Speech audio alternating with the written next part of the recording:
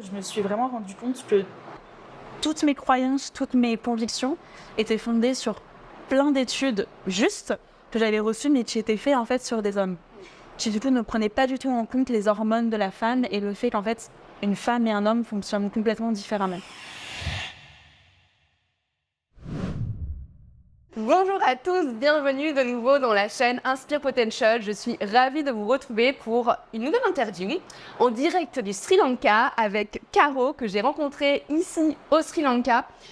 Et elle a une histoire vraiment extraordinaire à vous partager et j'ai pensé que ça pouvait vous aider. Donc vous savez que sur notre chaîne, on aime vous partager des astuces, des conseils pour vous aider toujours à déployer votre potentiel, à pouvoir aussi apprendre à mieux vous connaître.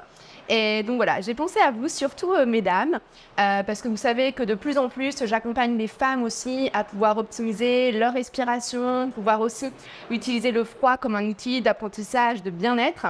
Et j'ai mis en avant, et on le sait aujourd'hui, qu'il y a des véritables différences entre les hommes et les femmes. Sauf qu'aujourd'hui, il y a beaucoup d'études scientifiques qui sont faites notamment chez les hommes, et on l'a vu aussi dans la méthode Wim Hof.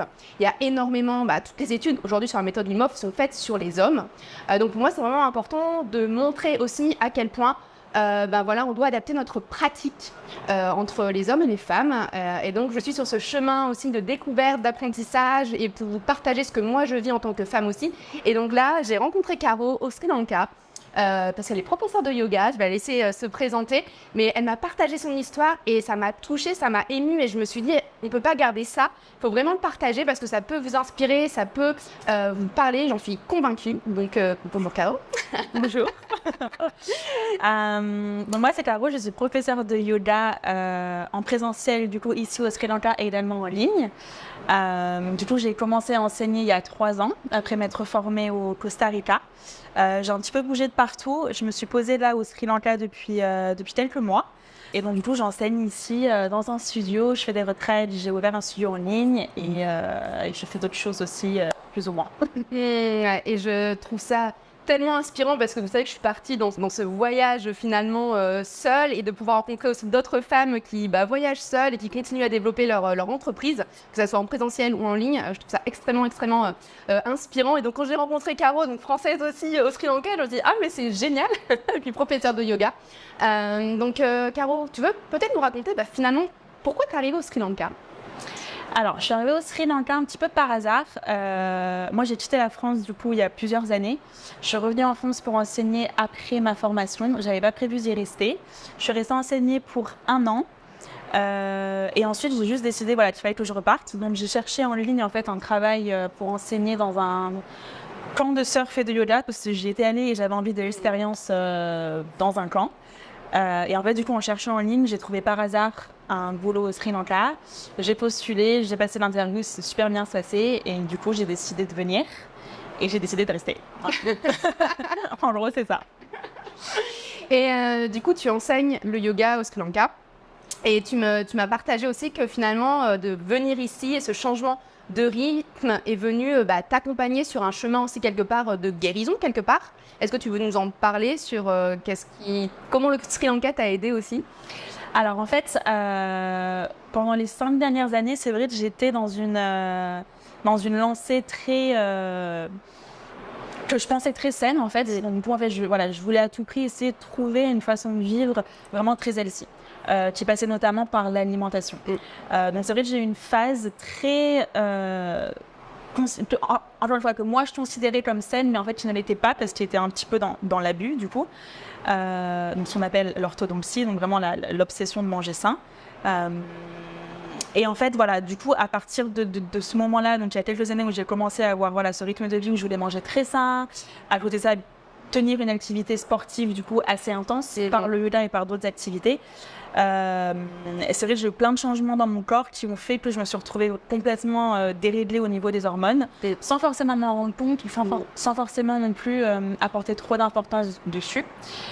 Et en fait, le fait de venir au Sri Lanka, le fait d'être dans cette énergie qui est simplement incroyable, et puis le fait aussi de devoir manger la nourriture locale a fait que j'ai absorbé beaucoup plus de calories que ce que j'avais par le passé.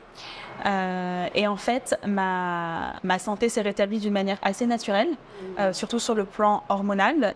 Et en fait, du coup, je me suis vraiment rendu compte que plein d'habitudes que j'avais par le passé, que je considérais comme saines, ne l'étaient pas.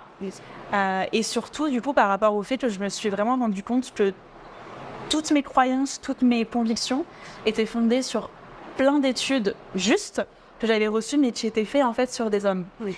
Qui du coup ne prenaient pas du tout en compte les hormones de la femme et le fait qu'en fait une femme et un homme fonctionnent complètement différemment.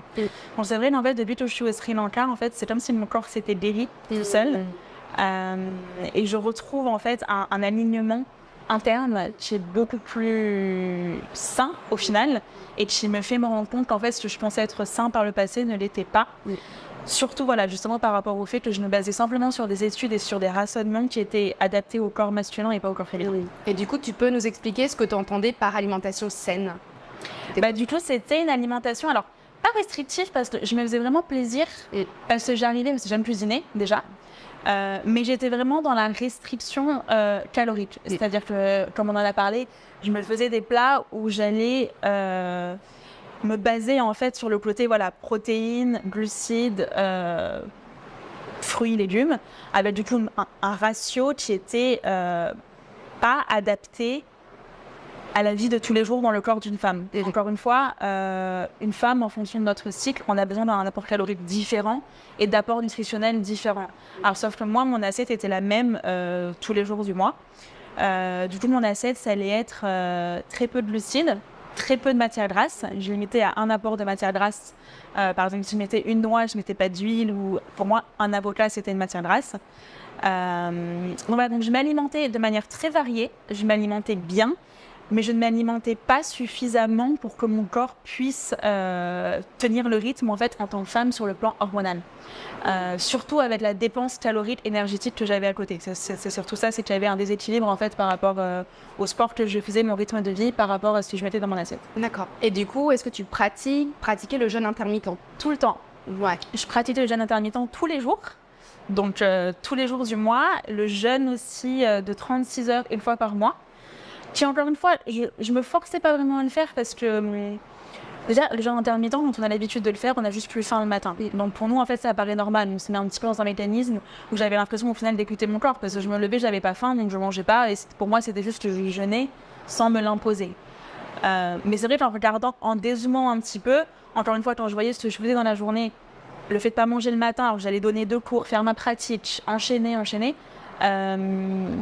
je me rends compte que c'est pas du tout une manière saine d'alimenter mon corps et de lui permettre en tant que femme à tenir le rythme en fait sur un mois quoi. Et donc tu disais que tu étais en restriction calorique parce que tu pratiquais aussi le jeûne intermittent. Et c'est vrai que moi personnellement je pratique aussi le jeûne intermittent, mais je suis beaucoup plus flexible. C'est ça. Donc de temps en temps je vais manger 3 repas, des fois je vais faire 2 repas. J'essaie vraiment d'être dans cette écoute. Du coup, est-ce que tu penses que le jeûne intermittent de manière ponctuelle, est-ce qu'aujourd'hui tu le pratiques du coup encore? Alors maintenant j'ai compris, je me suis vachement renseignée sur le cycle de la femme. Donc du coup, comme je te l'ai dit, je suis 4 personnes différentes dans le mois. En période de règles et juste avant les règles, c'est impossible pour moi de jeûner si je suis vraiment à l'écoute et que maintenant vraiment je ressens les besoins de mon corps. Je sais que j'ai besoin de beaucoup plus de calories, c'est une période dans le mois où ton corps il a littéralement besoin de plus d'énergie pour la période des règles qui s'apprêtent à venir. Dans cette période-là, jamais, c'est juste impossible. Et même, j'ai une baisse d'énergie et si je ne mange pas, tout simplement, c'est encore pire. Donc, c'est plus ce que je fais. Par contre, maintenant, les 2 premières semaines du cycle, c'est une période dans laquelle je vais jeûner parfois, mais simplement si j'en ai envie. C'est-à-dire qu'aussi en me renseignant plus sur des études faites sur des femmes, je me suis rendu compte que globalement, le jeûne intermittent n'était pas bon, car il déréglait complètement nos hormones en fait. C'est-à-dire que ça allait nous mettre dans une phase de restriction qui allait... alors, j'ai pas envie de dire de bêtises par rapport au nom des hormones, tout ça, parce que je suis pas scientifique, mais voilà, ça met notre corps en alerte. Et c'est pas idéal pour la femme, sauf pendant une période très courte de notre mois. Donc je vais le faire parfois, mais maintenant je vais plus me forcer à prendre un petit déjeuner qu'autre chose. Même si j'ai pas faim, parfois je sais que mon corps en a besoin. Et donc là, je pense que ce qui est intéressant de comprendre, et tu pourras compléter, c'est ce côté où finalement tu es tombé quelque part dans un extrême en pensant bien faire. Complètement. Ouais, c'est ça. Et je sais que dans la pratique, que ce soit avec le froid, avec la respiration, on peut avoir aussi des tendances à aller vers une forme d'extrême. Moi, je sais que j'aime bien prendre cet exemple de, par exemple, Léo qui, quand a découvert le froid, il a fait un extrême de pratique avec le froid, dans le sens où il n'y avait plus que le froid dans sa vie, et donc il était tout le temps en train de pratiquer le froid. Ce qui s'est passé, c'est qu'il a décalé sa capacité adaptative vers le froid, et il supportait plus le chaud.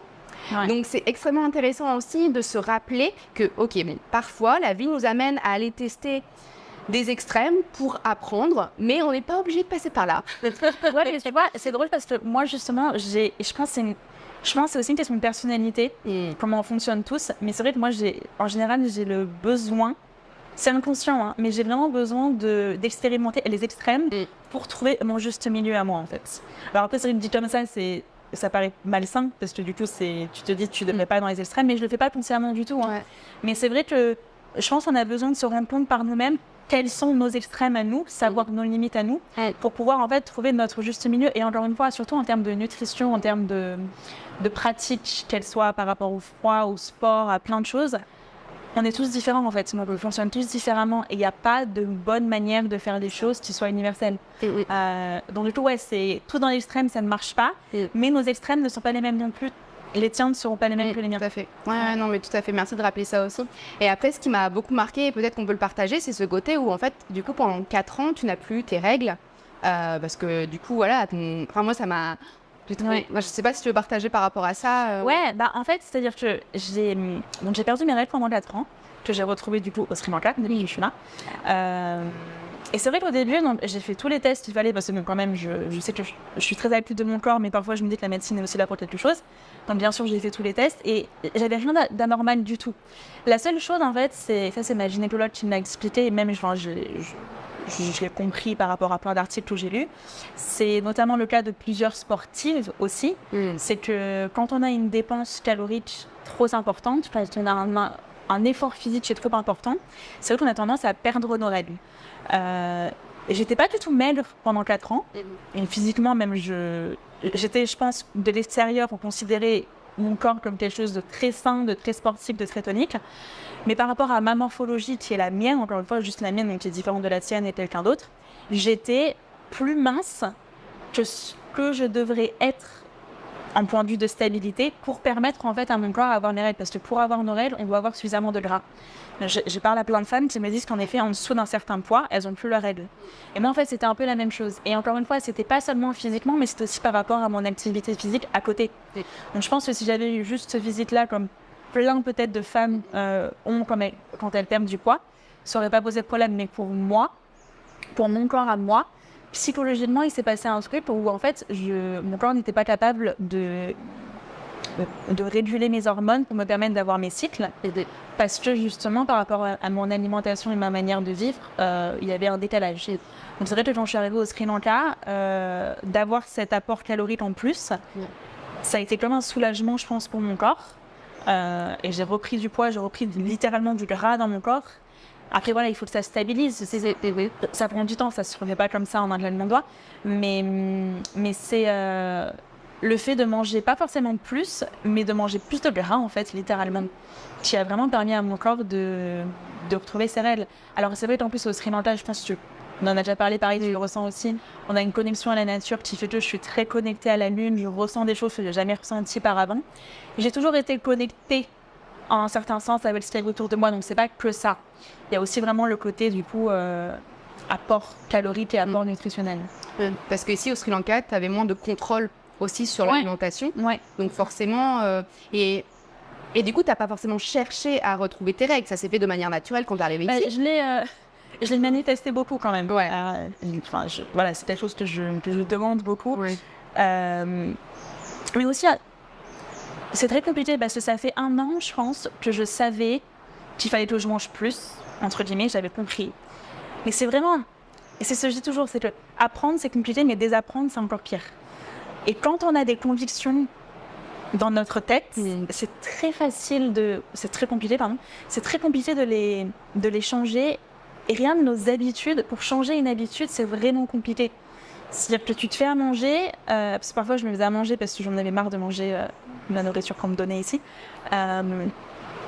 C'est pas facile de dire « Ah non, j'en mets encore ». C'est des automatismes en fait qui sont vraiment pas faciles. Donc ça prend du temps, et ça aussi c'est quelque chose, la bienveillance envers soi-même, c'est très difficile à faire, parce qu'il y a bienveillant dans le sens où tu veux agir d'une manière qui va te faire du bien, mais aussi bienveillant, pas être trop dur envers toi-même si ça n'arrive pas. Oui. Parce qu'encore une fois, quand ça fait 4 ans que tu as des habitudes qui sont mises en place, c'est très compliqué de t'en défaire. Tout à fait.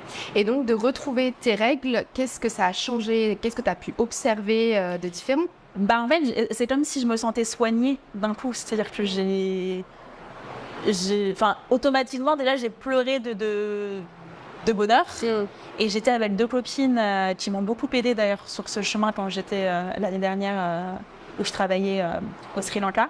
Qui, elles, sont très connectées à leur féminité, très connectées justement à tout ce qui est écoute du corps, connexion à la lune, tout ça.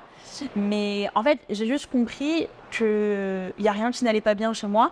C'était justement que je devais comprendre comment justement gérer mon alimentation et mon activité physique. Et depuis que j'ai mes règles, c'est littéralement comme quand j'avais 10 ans et que j'ai mes règles pour la première fois, c'est vraiment comme si je redécouvrais mon corps. Oui. Que je redécouvrais aussi justement à agir en fonction de mon cycle. Donc comme on en parlait, que chaque jour est différent, que chaque jour n'a pas la même énergie. C'est-à-dire que moi, pendant 4 ans, mes pratiques physiques et sportives étaient les mêmes tous les jours, mes assiettes étaient les mêmes tous les jours, alors que maintenant, c'est plus du tout pareil. Je ne peux plus faire la même chose. Alors il y a un côté très frustrant sur lequel je travaille, où je me force un petit peu à m'écouter et à accepter. Mais il y a un côté où du coup, j'ai retrouvé ma féminité, donc je me sens beaucoup plus femme. Je l'avais jamais perdue d'un point de vue visuel, si tu veux, mais à l'intérieur de moi, je sens que, encore une fois, même si j'ai repris un petit peu de poids, même si du coup, il y a plein de choses que j'arrive plus à faire sur le plan physique de manière constante, je sais que c'est correct, quoi. Alors, je sens que c'est comme ça que je dois me sentir. Et du coup, ça... En fait, c'est beaucoup mieux, quoi. C'est-à-dire que cette restriction calorique, ces abdominaux saillants, ne font pas le poids par rapport à un corps sain. Et cet alignement, si tu veux, où c'est comme ça que ça doit être, quoi. Et je pense que du coup, il y a vachement de confusion aussi par rapport à ça. C'est-à-dire que je pense que de nos jours, il y a beaucoup de... Il y a un peu une... Comment tu dis ça en français? Misconception. Une confusion. Ouais, une confusion par rapport à l'apparence physique et la santé. C'est-à-dire que tu peux faire énormément de sport en tant que femme, être en très bonne santé, mais pas en fait ressembler à un corps qui tu penses est la définition du corps sain. Qui va l'être pour une autre femme, mais qui n'est pas forcément le tien. Encore une fois, j'ai été beaucoup plus sèche ces dernières années, ce qui visuellement pourrait ressembler au corps justement super sain, super sportif. Alors qu'en fait non, parce que j'étais complètement déréglée. Et rien que ça, encore une fois, c'est pas facile à accepter, parce que du coup c'est toute une reconstruction que j'ai à faire dans ma tête. Et encore une fois, il faut le temps que mes hormones aussi se régulent. Et le corps d'une femme change tout le temps en fait. Et quand on parle entre femmes, on se rend bien compte, c'est-à-dire qu'un jour on va avoir, on va être très sèche, on va être très en forme, et en fait 5 jours après, pas du tout. Et c'est normal en fait. Et ça, je le réapprends. Et c'est vachement inspirant même de m'en servir du tout par rapport à mon enseignement du yoga, par rapport à plein de choses. Et je me sens beaucoup mieux, globalement. Et je pense qu'ici, il y a un message aussi, en tout cas, moi, c'est ce que je suis en train de marcher comme chemin, ce côté d'accepter notre cyclicité, d'accepter nos rythmes et d'accepter qu'on ne peut pas calquer des modèles masculins, en fait, même par rapport au fait qu'on soit entrepreneurs toutes les deux, qu'on a un côté à se mettre aussi en action, en mouvement pour venir créer dans la matière. Et moi, ce voyage aussi, personnellement, c'est pour venir justement m'écouter encore un peu plus dans mon intériorité et de pouvoir utiliser le pouvoir de notre cycle pour finalement être dans la créativité, captation et venir créer à certains moments. Donc il y a vraiment une danse quelque part avec les rythmes et j'ai l'impression que le Sri Lanka nous aide aussi avec ce côté de nature et puis le fait que les journées, on a quand même des températures aussi assez extrêmes qui nous demandent de ralentir dans tous les cas. On n'a pas le choix. En fait, tu es obligé ici d'être à l'écoute. Tu ne peux pas combattre. C'est-à-dire que le soleil se lève, tu démarres ta journée, le soleil se couche, tu termines ta journée et tu es vachement plus à l'écoute. Du coup, encore une fois, surtout même par rapport à notre cycle, c'est-à-dire qu'on a une période de notre cycle où littéralement notre température corporelle augmente. Moi ici, je le ressens et tu peux pas l'ignorer en fait, parce que tu peux pas, déjà il fait très chaud, presque 40 degrés en ressenti, tu peux pas maintenir le même rythme chaque jour justement de ton cycle. C'est impossible. Et c'est vrai du coup le Sri Lanka, ça a un côté, il y a une énergie ici qui fait que ça t'oblige en fait à te recentrer quoi. Et ça c'est incroyable. Caro, par rapport à ton histoire, est-ce que toi tu as vécu aussi en tant que femme sur ce parcours, est-ce que tu aurais peut-être des conseils à pouvoir nous donner, nous partager? Ouais, alors déjà moi c'est vrai que je me suis vachement basée sur rien que ce qu'on voit sur Instagram, sur les réseaux, et puis même dans des journaux et des études. Tu sens ces vidéos d'hommes qui donnent des conseils par rapport à la nutrition, par rapport au sport, qui sont encore une fois, qui sont très bien la plupart du temps, hein, mais se renseigner plus en fait sur ce que veut dire de prendre soin de sa santé en tant que femme par des femmes en fait. Encore une fois, on peut complètement avoir une alimentation toujours très saine bien sûr et puis perdre du poids et atteindre ses objectifs quels qu'ils soient. Mais c'est important de tenir en compte qu'on est des femmes et que du coup, on a quand même un côté hormonal à maintenir. Donc ça, je dirais que c'est la première chose. Ensuite, être à l'écoute aussi de soi, ses ressentis. C'est frustrant les jours où on a envie de faire plus, mais que notre corps ne veut pas. Ça, c'est quelque chose avec que le yoga m'a bien sûr beaucoup aidé depuis très longtemps. Bien se renseigner, être à l'écoute de soi et puis parler aussi. Je pense que même comme on l'a fait nous deux, moi dès que je rencontre des gens, j'échange. C'est vrai que le Sri Lanka c'est plus facile parce qu'on rencontre des gens qui viennent peut-être de ces milieux-là, mais pas que, parce qu'en même temps éduquer les gens c'est vachement intéressant aussi et c'est un échange encore une fois. Donc je pense que c'est plus important quoi, s'ouvrir, parler aux gens et puis s'écouter soi-même. Super, merci. Donc pour rappel, en effet, discernement finalement par rapport aux informations qu'on nous transmet, de pouvoir tester par soi-même, toujours en sécurité, en bienveillance. Je pense que c'est important de le rappeler parce que ça soit avec l'alimentation, que ça soit avec le froid, la respiration, on y va étape par étape aussi. Et pour moi, ce qui est important de rappeler, c'est de pouvoir être accompagné sur ce chemin. Du coup de se renseigner, mais aussi si vous avez l'occasion de participer à des stages, à des formations, moi je le recommande parce qu'on gagne tellement de temps. On apprend tellement, ouais. Et puis même si on n'y connaît rien sur je vois là, comme j'ai fait, les gens viennent et découvrent et je dis toujours c'est juste histoire de planter la graine. On n'a pas besoin d'accompagner les gens sur tout le long, d'ailleurs les gens n'en ont pas besoin et puis les gens ont besoin de plusieurs personnes qui les forment. Mais même si on est complètement débutant, en fait, recevoir l'information de quelqu'un et puis après de soi-même, aller chercher un petit peu de tous les côtés. Et c'est vrai que les stages, les formations, c'est vraiment la meilleure façon de démarrer. Oui, tout à fait. Et donc, si ça vous intéresse d'en savoir un petit peu plus aussi, même par rapport, parce que je sais que les personnes qui regardent la chaîne YouTube sont souvent intéressées par la méthode Wim Hof, la respiration, le froid. Donc, j'avais fait une conférence notamment sur le froid et les femmes, et c'est extrêmement fascinant de voir que, oui, en fonction de notre cycle mensuel, il y a des vrais changements au niveau de notre frilosité, notre perception du froid, et au niveau de la respiration, c'est pareil. J'ai fait aussi une conférence récemment sur ça, que je mettrai certainement sur la chaîne YouTube. Donc, ne vous inquiétez pas si, en fait, votre pratique varie en fonction du mois.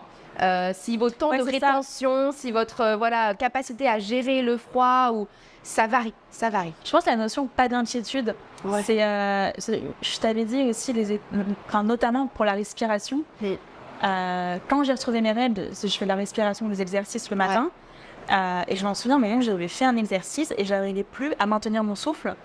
Et tu paniques parce que tu te dis, mais attends, mais qu'est-ce qui m'arrive? Et que ce soit du coup dans le froid, que ce soit par rapport à l'activité physique, la respiration, tout ça, du coup, c'est vraiment pas s'inquiéter, parce que du coup, c'est normal. Mais c'est vrai si on n'est pas conscient, on va avoir l'impression qu'on régresse, alors que pas du tout, en fait. C'est pas une question de progresser, de régresser, c'est juste une question c'est la vie, tout est cyclique. Et tout varie tous les jours. Et c'est OK, c'est normal en fait. Ouais, c'est super important. Donc si vous avez des questions d'ailleurs, vous pouvez les poser en commentaire. Et je pense qu'on a fait le tour de ce que j'avais envie de partager parce que c'est vrai que quand Caro m'a raconté son histoire, je me suis dit mais il faut à tout prix le partager. Donc c'est pour ça qu'on est là aussi. On espère que ça peut contribuer finalement à vous aider aussi sur ce chemin de la découverte de soi, de prendre soin de soi, du bien-être, déployer son potentiel. Et donc ça passe aussi par notre vie de tous les jours et donc l'alimentation, ça en fait partie évidemment. Ouais, c'est même une grande part. Ouais. Je me rends pas compte, mais ouais, c'est une grande part.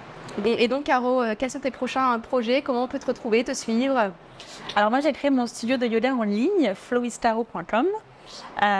Qui est un studio sur lequel je propose des séances de yoga, de respiration, de méditation et bientôt aussi de renforcement musculaire, donc vraiment une plateforme variée pour tous les niveaux. Donc je viens de débuter, j'alimente toutes les semaines, donc je vous invite à peut-être jeter un petit coup d'œil dessus. Et puis après, j'essaye de développer mes réseaux sociaux pour parler du yoga, pour parler des bienfaits du yoga et puis pour inspirer les gens simplement en fait à essayer d'être un petit peu plus à l'écoute de leur corps et de débuter le yoga parce que ça change la vie. Oui. Comme moi, ça m'a changé la vie de découvrir le yoga. Et Caro est aussi photographe. Elle a fait des magnifiques photos aussi de moi au Sri Lanka, donc elle a des très beaux souvenirs. Si vous êtes dans la région. Voilà, c'est ça. Et donc, je vous remets tous les liens pour retrouver Caro aussi en commentaire. Et Caro m'a inspirée pour potentiellement organiser une retraite au Sri Lanka avec un groupe de Françaises l'année prochaine. Yes. Donc, si ça vous intéresse de pouvoir découvrir le Sri Lanka, de pouvoir pratiquer yoga, méditation, respiration, même des bains de glace. Ça, on en a. Il y en a aussi. On en a. Du coup, vous pouvez mettre en commentaire, comme ça, je vais voir si j'organise ça l'année prochaine. Et en tout cas, c'était un plaisir, Caro, de partager ce moment avec toi. Merci de m'avoir interviewé. Plaisir. Et je vous dis à très bientôt. Pensez à liker la vidéo si ça vous plaît. Laissez un petit commentaire avec vos questions. Et puis, si vous pensez que ça peut aider d'autres personnes, d'autres femmes, vous pouvez aussi partager la vidéo. Et on vous dit à très bientôt. Ciao tout le monde.